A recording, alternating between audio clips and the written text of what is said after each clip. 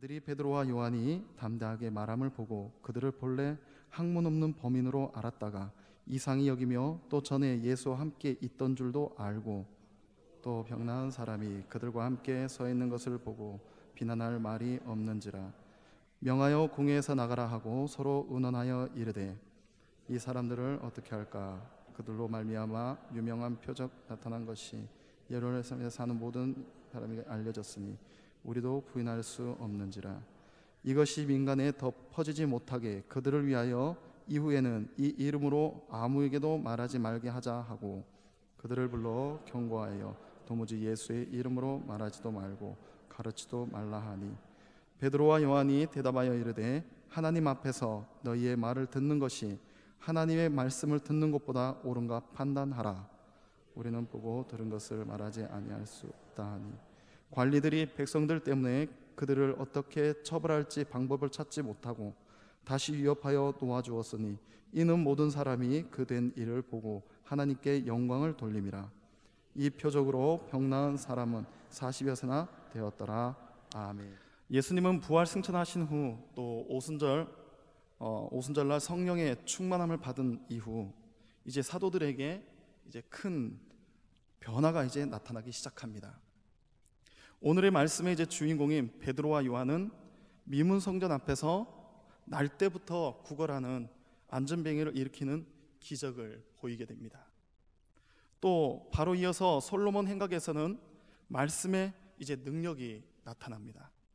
그 말씀에는 하나님의 권능이 나타나고 있음을 우리는 말씀에서 볼 수가 있습니다. 한편 사도들이 복음을 전하는 일에 이제 큰 반감을 가지고 대적하는 자들도 있음을 볼 수가 있습니다. 그들은 다름 아닌 대제사장과 바리새인들과 사두개인들과 서기관들이며 백성의 장로들로, 이들은 예수 그리스도를 재판했던 바로 사내들인 공회원들이었습니다. 사단은 언제나 예수 그리스도의 부활의 진리를 싫어합니다. 사도들이 그리스도의 부활을 통해서 이런 사실을 증거하려 할 때 사탄은 이들을 통해서 복음을 막으려고 시도했던 것입니다. 사도들이 백성들에게 말씀을 전할 때 제사장들과 성전 맡은 자와 사두개인들이 이르러서 이제 베드로와 요한을 잡아오게 합니다. 그들이 사도들을 싫어하는 이유는 다름 아닌 사도들이 백성들을 가르치는 일을 하고 있기 때문입니다. 원래 백성들을 가르치는 일은 서기관들이나 또 율법사들이 할 일이었습니다.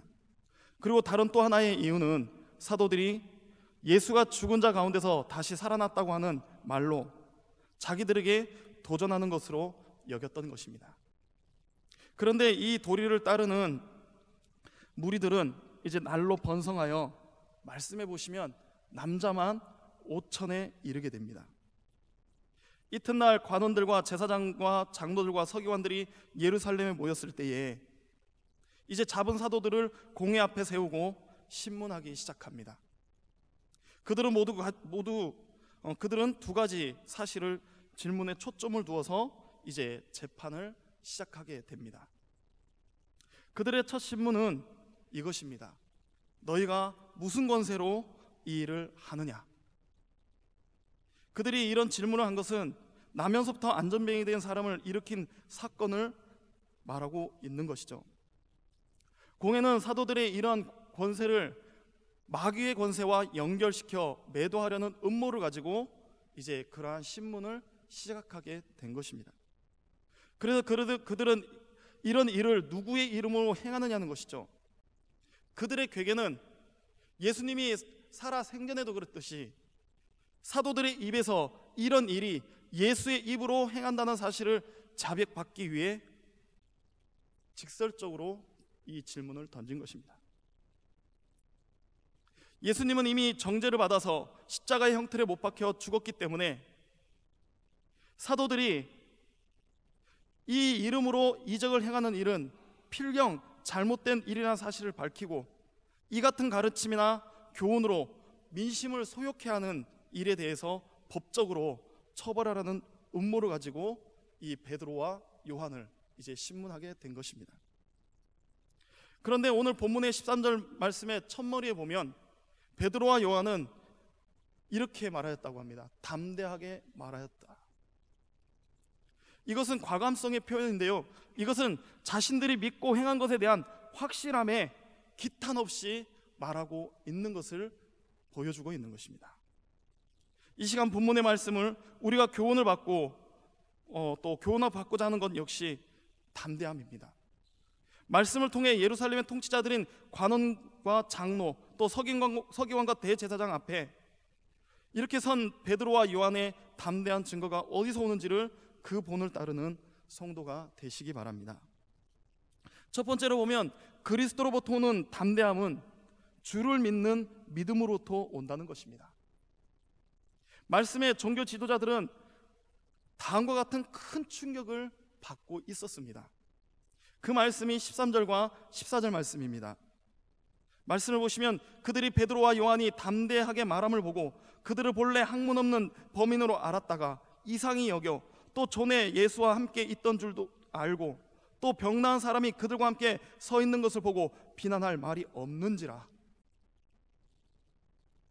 간략하게 여기서 그들이 큰 충격을 받은 것을 좀 나열해서 본다면요, 먼저 그들이 베드로와 요한이 담대하게 말함을 보고 이상히 여기면서 충격을 받게 됩니다. 베드로와 요한이 기탄 없이 담대하게 말하는 걸 보고 놀란 것이죠. 왜요? 앞서도 말씀드렸듯이 이 사내들인 공회라는 것은요, 굉장한 유대사회의 큰 기관입니다. 권력을 가지고 있는 기관이에요. 더군다나 베드로와 요한이 섬겼던 스승이라고 하는 예수를 십자가에 못 박히도록 주도했던 그런 기관인데도 불구하고 지금 베드로와 요한은 한치의 물러섬 없이 담대하게 이야기를 하고 있다는 것입니다. 이것을 보고 놀랬다는 것입니다. 그들이 놀란 것, 베드로와 요한이 하나님의 복음을 영적인 지혜로 또 해석하고 있었기 때문이죠. 성령의 지혜로 확신 있게 분명하게 주저하지 않고 그리스도의 진리에 대해서 선포하는 것은 말을 잘하는 것과 상관이 없습니다. 또 말씀해 보시면 13절에 보시면 그들은 본래 학문이 없는 범인이라 그랬습니다. 이 뜻은 무엇이냐면 쉽게 말하면 무식한 사람이라는 것입니다. 학문도 모르는. 사실 베드로가 직업이 뭡니까? 그렇죠, 어부입니다. 그냥 그는 주님을 만나기 전까지 그냥 어부로서 물고기 잡는데 그냥 일각에 있는 사람이에요. 그라고는 아무런 상관이 없습니다. 그런데 이 무식한 사람이 어떻게 성경과 그리스도에 대한 지식을 말할 수 있겠느냐, 여기에서 충격을 받은 거예요. 그 말씀이 바로 이것을 증거해 주는데요, 우리 본문에 있는 13절 앞에는 11절과 12절의 말씀이 바로 그 말씀입니다. 우리 다 같이 11절과 12절 말씀을 우리 다 같이 읽어보겠습니다. 다 같이 읽읍시다. 시작. 이 예수는 너희 건축자들의 버린 돌로서 집 모퉁이의 머릿돌이 되었느니라. 다른 이로서는 구원을 받을 수 없나니 천하 사람 중에 구원을 받을 만한 다른 이름을 우리에게 주신 일이 없음이라 하였더라. 아멘. 놀랍지 않습니까?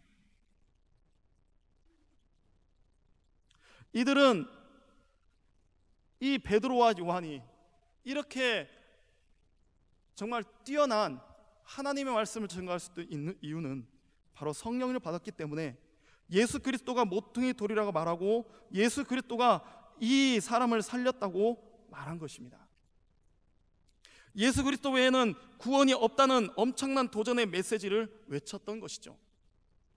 사람들은 전문적인 지식이 모든 것을 할 수 있다라고 생각들을 합니다. 오늘날 사회도 그렇죠. 지식은 사람을 감동시킬 수는 있으나 지식이 사람을 구원하지 않습니다. 우리가 분명히 알아야 되겠습니다. 학문이 어떤 진리를 제시할 수는 있겠지만 학문이 사람을 구원하지 않습니다. 사람을 구원하는 것은 말씀이고 성령이며 예수님이십니다. 종교 전문가인 이 관원들, 내가 해야 할 말을, 나만이 할 수 있는 일을 전문적인 지식이 없는 한낱 고기 잡는 어부인 베드로가 하니까 충격이 아닐 수 없던 거예요. 생각해 보십시오. 어떻게 이런 말을 할 수 있겠습니까? 아니, 아무리 뛰어난 학문을 가지고 있어도 아마 이 말은 못할 것 같아요. 제가 생각하기에는.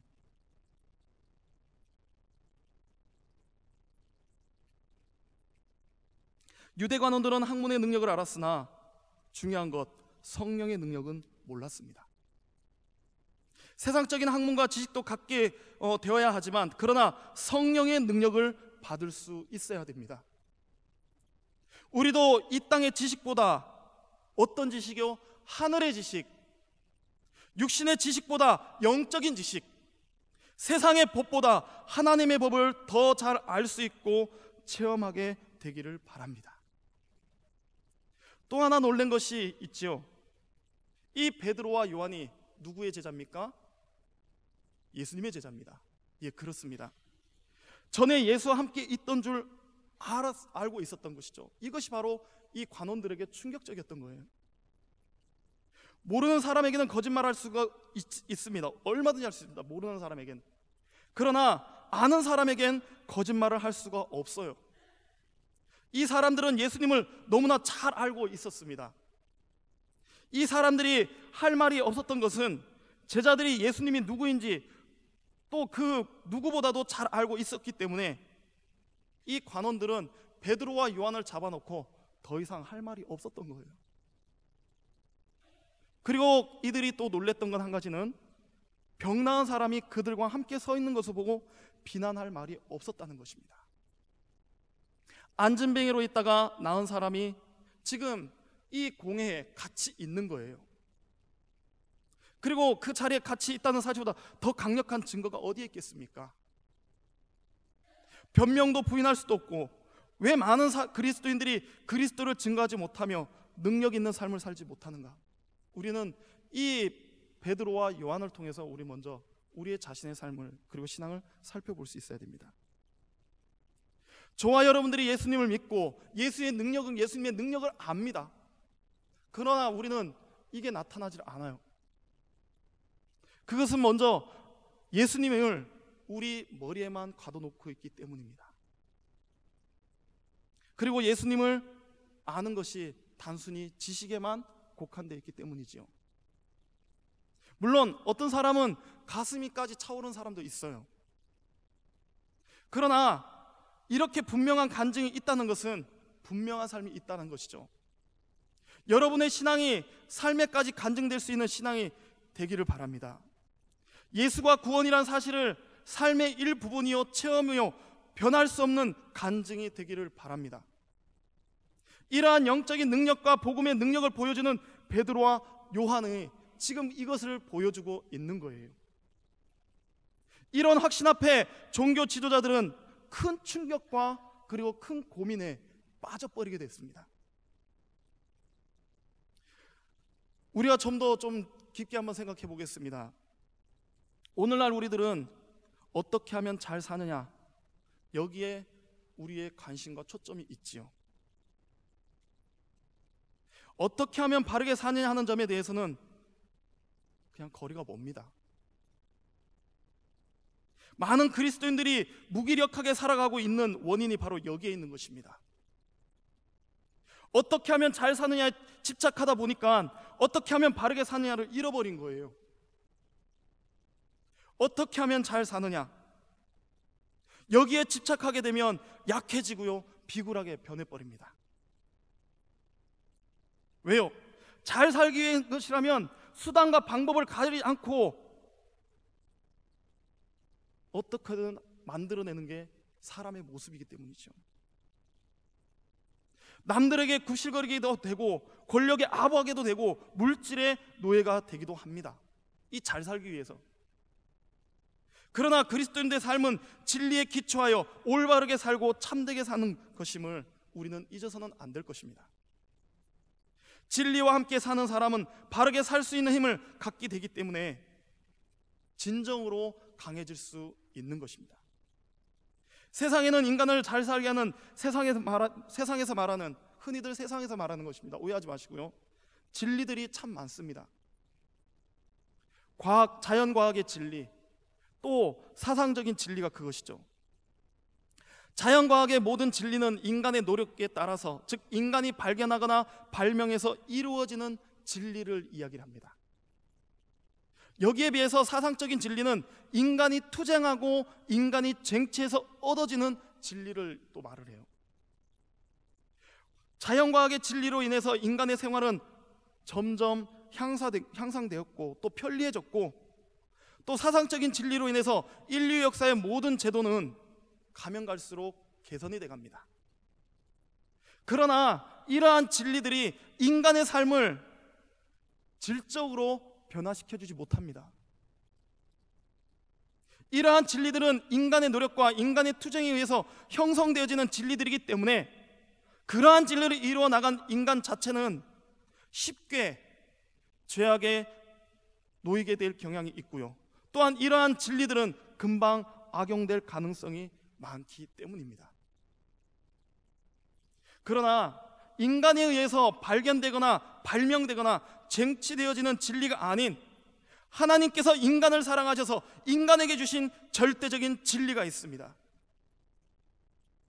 그것이 무엇인 줄 아십니까? 그것을 성경에서는 요한복음 3장 16절에서 이렇게 말씀해 주고 있습니다. 하나님이 이 세상을 이처럼 사랑하사 독생자를 주셨으니. 믿으십니까? 이것이 바로 진리입니다. 하나님께서 우리를 사랑하셔서 우리를 구원하시고자, 우리를 하나님의 자녀로 삼으시고자 우리에게 주신 진정한 참 진리입니다. 그 진리가 바로 예수 그리스도입니다. 사랑하는 성도 여러분, 예수 그리스도께서 바로 절대적인 진리이심을 믿으시기 바랍니다. 진리이신 예수 그리스도, 이 진리를 터득하고 이 진리를 영접하고 이 진리와 더불어 살게 되면 인간의 삶을 참되게 살도록 만들어줍니다. 우리가 굳이 하지 않으려 해도 주님의 이 진리를 만나게 되면 저와 여러분들은 주님을 따라서 살아가려고 어떻게 하든 노력한다는 거예요. 인간의 삶을 거듭나게 만드는 것, 오늘 인간의 삶을 바르게 하는 예수 그리스도를 영접하여 예수님의 인격을 우리의 인격으로, 예수님의 말씀을 우리의 삶으로, 예수님의 생애를 우리의 생애로 받아들일 때에 우리는 강해질 수 있고 담대해질 수 있고요, 힘있게 살아갈 수 있는 것입니다. 그래서 사도 바울은 이러한 사람을 가리켜서 보배를 지는 질그릇에 비유하고 있지요. 흙으로 만들어진 그릇 그 자체는 보잘것이 없습니다. 그러나 아무리 못생긴 흙으로 만든 그릇일지라도 그 그릇 속에 금은 보화가 담겨져 있다고 한다면 그 그릇은 소중하게 보관되어질 것입니다. 이처럼 나라고 하는 인간은 연약한 흙으로 만들어진 그릇에 불과한 것이죠. 그래서 연약하여서 쓰러질 때가 많고, 때로는 연약하여서 마치 깨질 듯한 그런 어려운 때도 많습니다. 여러 가지 괴로움과 어려움 속에서 고통을 당할 때가 참 많습니다. 그렇지만 내 안에 있는 보배인 예수 그리스도로 인하여서 하나님의 능력으로 나를 존귀하게 보배롭게 여겨주신다는 사실입니다. 그래서 고린도후서 4장 7절 이하의 말씀에 보시면 이렇게 말씀하고 있죠. 우리가 이 보배를 질그릇에 가졌으니 이는 심히 큰 능력을 하나님께 있고 우리에게 있지 아니함을 알게 하려 함이라. 심히 큰 능력이 하나님에 있는데 이 귀한 보배, 질그릇인 저와 여러분들, 바로 예수 그리스도, 저와 여러분들이 이 보배를 담고 있는 질그릇이란 말씀입니다. 살아가노라면 낙심과 실망에 빠질 때가 참 많이 있지요. 핍박을 받을 때, 버림을 받을 때가 참 많이 있습니다. 거꾸로 뜨림을 당할 때 쓰러질 때가 또 많고요.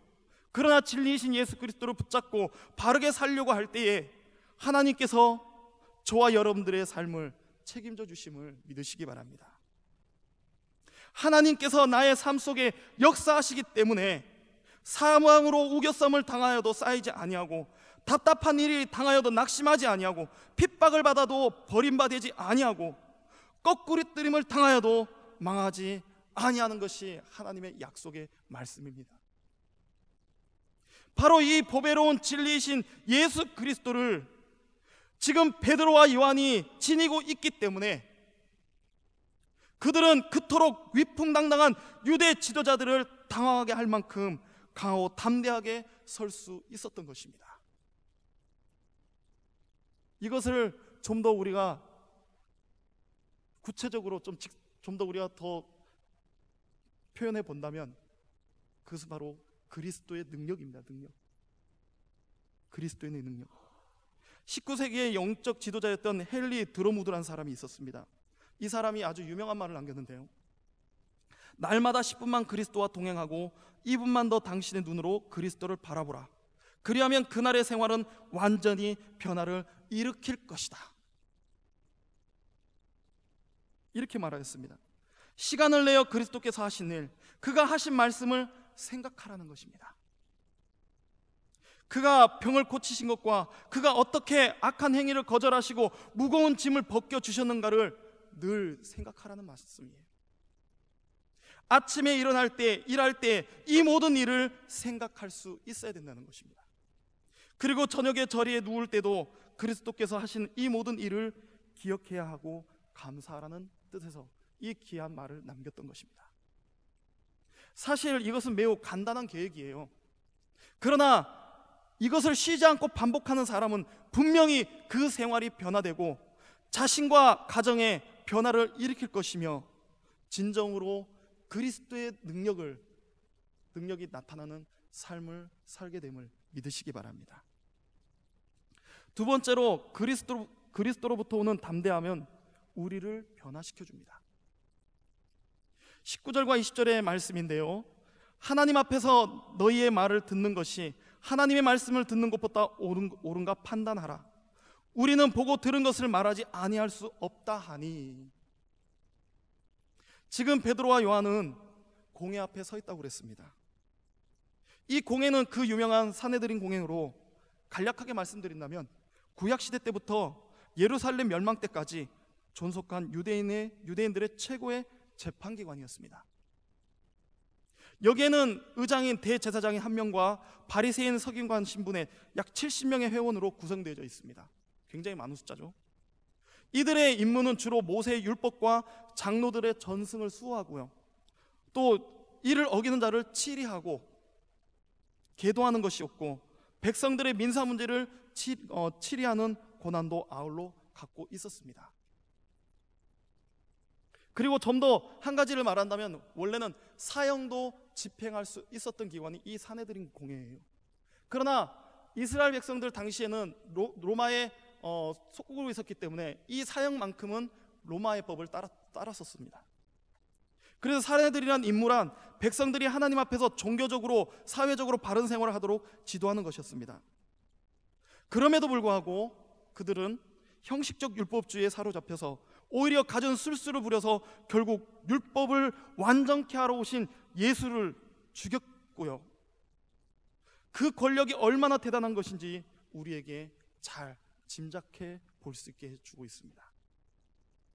그런데 지금 거기에 베드로와 요한이 붙잡혀 한가운데 서 있는 것입니다. 그리고 가운데리 내린 결론은 예수님의 이름으로 아무에게도 말하지도 가르치지도 말라고 하면서 베드로와 요한을 어떻게 했다고 합니까? 말씀에 위협했다라고 말씀합니다. 그것이 바로 17절과 18절의 말씀이에요. 관원들은 지금 생명의 도리를 말살하는 사탄의 음모 속에 이 같은 판결을 내렸지만, 사도들은 조금 더 꺼리낌 없이 우리가 어찌 너희 말보다 하나님의 말씀을 듣는 것이 옳은 일이 아니냐고 강하게 반박하고 있는 거예요. 예수님께서 잡히시던 날 밤을 한번 생각해 보시기 바랍니다. 예수님께서 군병들에게 잡히시자 제자들이 어떻게 됩니까? 주님을 뒤로 한 채 다들 제살기에 바빠서 도망쳐 버리지 않습니까? 그리고 예수님이 십자가를 지시고 운명하셨을 때 제자들은 이 참담함에 어찌할 바를 몰라서 주님께서 죽은 지 3일 만에 다시 살아나리라고 하신 말씀을 기억조차 하지도 못하고 그들의 전직이었던 배를 타고 물고기를 잡는 업으로 돌아가 버렸습니다. 그런데 그랬던 베드로와 요한이 지금 죽음을 두려워하지 않고 공회 앞에서 당당하게 서서 자신이 믿고 있는 바를 담대하게 말하고 있다는 것입니다. 이들은 더 이상 이 공회와 대제사장과 관원들과 장로들을 절대로 두려워하지 않고 있습니다. 바울 사도가 고백했던 것처럼 베드로와 요한은 우리가 살아도 주를 위하여 살고 죽어도 주를 위하여 죽나니 그러므로 사나 죽으나 우리가 주의 것이라 하는 주님의 영광을 위해 빛을 비추는 자들로 변화되었다는 것입니다. 그렇다면 그들이 이처럼 담대하게 변화된 이유는 무엇입니까? 본문의 8절에서 우리가 이 부분을 찾아볼 수 있습니다. 본문 8절 말씀을 우리가 다 같이 한번 읽어보겠습니다. 다 같이 있습니다. 시작. 예, 베드로가 성령이 충만하여. 아멘. 예, 뭐라고 되어 있습니까? 이에 베드로가 성령이 충만하여. 물론 성령을 이때 또 받은 건 아니에요. 앞서도 말씀드렸지만 오순절날 다락방 이 성령 충만의 사건을 경험하고 나서 이들 모두가 깨어있는 신앙으로, 담대한 신앙으로 변화를 받은 거예요. 그런데 이 공의 앞에 섰을 때 하나님께서는 이 베드로에게 성령의 충만을 더 부어주십니다. 과거 가야바의 뜰에서 대제사장의 여종에게 예수를 저주까지 하면서 3번이나 모른다고 부인했던 약한 베드로였지만, 지금 이 베드로의 모습은 담대하게 예수의 부활을 증거할 수 있게 된 것은 바로 성령의 충만함 때문이었습니다. 예수님께서 마지막 고별 설교를 통하여 보혜사 성령이 임하시면 제자들이 담대하게 진리의 복음을 증거하게 될 것이라고 요한복음 15장 26절에서 이미 예고하셨었습니다. 이러한 베드로와 요한은 모든 관원들을 압도하는 성령의 충만함 속에, 우리 다 같이 본문 19절 말씀을 한번 다 같이 한번 읽어볼까요? 본문 19절 말씀 다 같이 시작.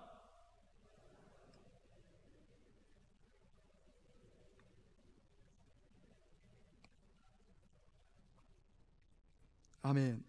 베드로와 요한이 대답하여 이르되 하나님 앞에서 너희의 말을 듣는 것이 하나님의 말씀을 듣는 것보다 옳은가 판단하라. 이 판단하라는 이 말이요, 어떤 뜻인 줄 아십니까? 그냥 너희들이 판단해봐라, 우리가 잘못됐는지, 이게 아니라 판단하라, 명령을 내리고 있는 거예요. 원문에 보면요, 명령어로 쓰이고 있습니다. 즉, 이 사내들인 이 대공회에서 관원들에게 지금 명령하는 듯이 베드로가 강하게 말하고 있는 것입니다. 그리고 관원들도 부인하지 못하는 이 사실들에 대해서 힘주어 말합니다. 20절이죠. 우리는 보고 들은 것을 말하지 않을 수 없다. 사실 우리는 아마 시청이나 도의원들이나 시의원들이 모이는 곳만 가더라도 저희들은 함부로 말을 못할 것입니다. 나름대로 이 분위기에 압도되어서. 그러나 지금 베드로와 요한은 그런 부분이 아니에요. 제자들이 보고 들은 것 무엇입니까? 예수 그리스도를 통하여 받은 하나님의 계시의 말씀이었습니다. 사도들이 보고 들은 것은 계속적으로 말할 수밖에 없는 사람들이에요. 이것을 가리켜서 뭐라고 하는지 아십니까? 사명이라고 말합니다. 우리 성도 역시 보고 들은 것을 계속적으로 말할 수밖에 없는 사람들임을 믿으시기 바랍니다. 왜냐하면 하나님의 말씀 속에 참 생명이 있으며 말씀을 떠나서는 인간에게 소망이 없기 때문입니다. 사도들의 이 같은 선언은 사내들인 권위에 대해서 정면으로 도전하는 것입니다. 베드로와 요한은 종교 지도자들의 말보다 하나님의 말씀을 더 높이는 일로 인하여 그들의 목숨까지도 지금 내놓은 것입니다. 이에 대해서 예수님은 마태복음 10장 39절에 이렇게 말씀하셨습니다. 자기 목숨을 얻는 자는 잃을 것이요 나를 위하여 자기 목숨을 잃는 자는 얻으리라. 믿으십니까? 베드로와 요한, 그들은 주님의 죽으심과 부활하심을 가까이서 보고 들은 산 증인들이었습니다. 그러므로 그들은 우리가 보았다라고 말하고 있고 눈으로 보고 확인한 사건을 그 어떤 방법으로도 숨길 수 없었습니다. 그리고 베드로는 우리가 들었다라고 본문에서 말하고 있는 것입니다. 그들이 들었다고 하는 말은 바로 주님의 생명의 말씀입니다. 공회의 재판은 오히려 유대의 지도자들에게 말할 수 없는 부끄러움을 안겨주었습니다. 명백한 증거 앞에서 그들은 더 이상 사도들의 비난할 아무런 정당성도 찾을 수 없었기 때문이에요. 그들은 사도들을 불법적으로 처리할 수는 있었지만 그 뒤에 있는 백성들의 원성이 두려웠었습니다. 그래서 그렇게 할 수도 없었습니다. 그렇습니다. 하나님께서는 자신이 보낸 사실들에 대해서 신빙성을 보증하기 위해 능력으로 이적들을 행하게 해 주십니다. 이적들은 그리스도께서 증인들의 말을 확증하시는 표적들이에요. 권위 있는 말씀에서와 마찬가지로 표적들에서도 제자들에게 약속하신 성령의 능력이 바로 나타났던 것입니다. 성도 여러분, 이러한 담대한 변화가 오늘을 살아가는 말세지말이라고 하는 오늘을 살아가는 저와 여러분들에게도 있어야만 합니다. 이제 우리의 관심은 낙담과 불만으로부터 용기와 만족으로 이끄는 담대함으로 전환시켜야만 됩니다. 적어도 우리가 예수님과 함께 있고 그를 생각하면 우리를 괴롭히는 불안과 근심의 공포의 자리에서 벗어날 수 있어야만 합니다. 이제 우리의 관심을 온갖 실패와 걱정의 골짜기로부터 우리의 하나님께로 오셨다가 하나님께로 돌아가신 가장 귀하신 친구요, 우리를 목숨을 걸고 구원해 주시며 도와주시는 예수 그리스도께로 돌려야 하지 않겠습니까? 이렇게 될 때에 우리는 점점 하나님께로부터 오는 신비하고 절대적인 용기와 확신으로 채워질 수 있는 것입니다. 우리 옆에 분들에게 이렇게 이야기해 볼까요? 성령 충만함을 받읍시다. 한 번 더 이야기했습니다. 성령 충만함을 받으십시다. 예.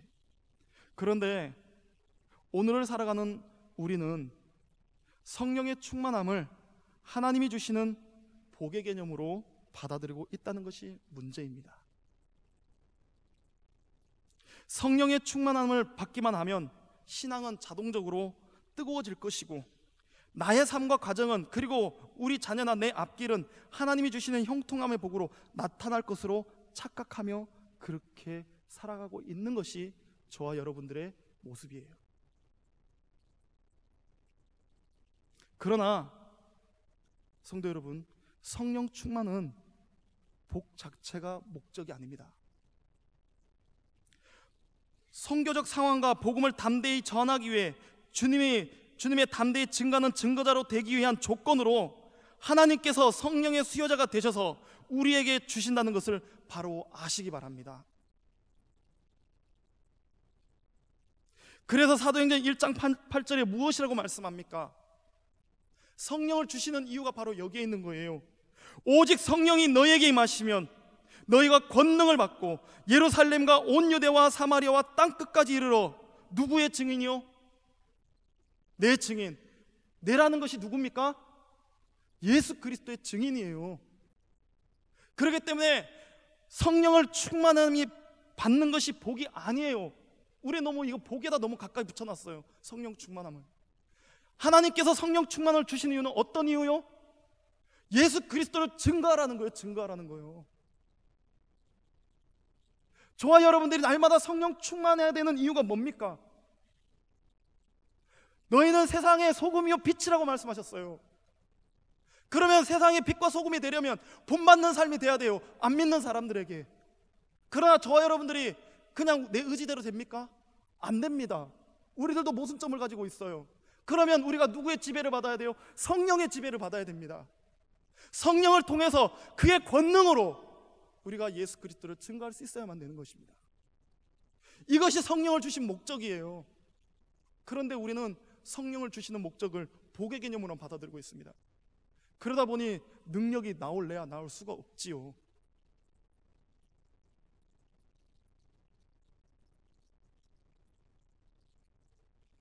권능을 힘입어, 성령을 받고 권능을 힘입어 담대하게 예수 그리스도를 구주로 증거하는 것입니다. 그러므로 예수님을 주로 신께 하는 성령이 저와 여러분들 안에 있음을 믿으시고 변화를 받아 주님을 담대히 증거하는 증인의 삶을 사시기를 바랍니다. 마지막으로 세 번째로 그리스도로부터 오는 담대함은 참 평안을 줍니다. 사도들의 강력한 반론에 직면한 산헤드린 관원들은 더 이상 베드로와 요한을 징벌할 아무런 구실도 찾지 못하고 오히려 백성들의 소요가 일어날까 우려하여서 그들을 다시 위협하고 놓아주게 됩니다.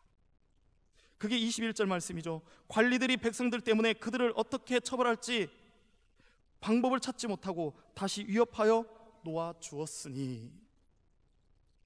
여기서 잘 보십시오. 산헤드린, 왜 베드로와 요한을 처벌하지 못하는 근본적인 이유가 무엇입니까?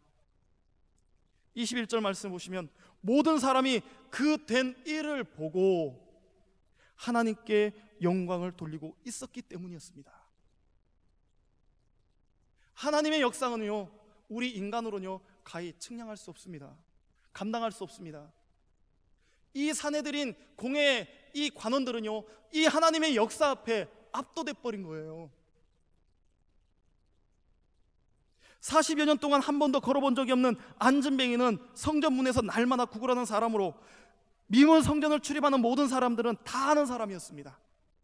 그가 일어나 걸으며 뛰기까지 한 놀라운 사건은 이 기적을 기록한 사도행전 3장 10절로 11절에 심히 놀라게 여기며 놀랬다고 하고요, 또 모든 백성이 크게 놀랬다고 이렇게 기록하고 있습니다. 그리고 이 사람들은 베드로와 요한의 행한 일은 이구동성으로 하나님이 하신 일이라고 생각하는 데 대하여 그 누구도 반론을 제기할 자가 없었던 것입니다. 베드로와 요한을 잡아온 관원들은 비난하며 모의하며 그들을 죽이려 하여도 걷게 된 안진뱅이는 물론 그것을 목격한 사람들의 증언을 통하여 하나님은 베드로와 요한을 살리게 만드신 것입니다. 예수님을 모의하여 십자가에 죽이는데 그 산헤드린 권력은 마치 요새처럼 강한 것처럼 보였습니다. 그래서 마찬가지로 사도들에게도 위협하려 하였지만 결국 최고의 권위를 자랑하는 산헤드린 공회는 하나님께 올려드리는 영광과 찬양 앞에 그 무력함과 어리석음을 드러내 보이고 말았던 것입니다.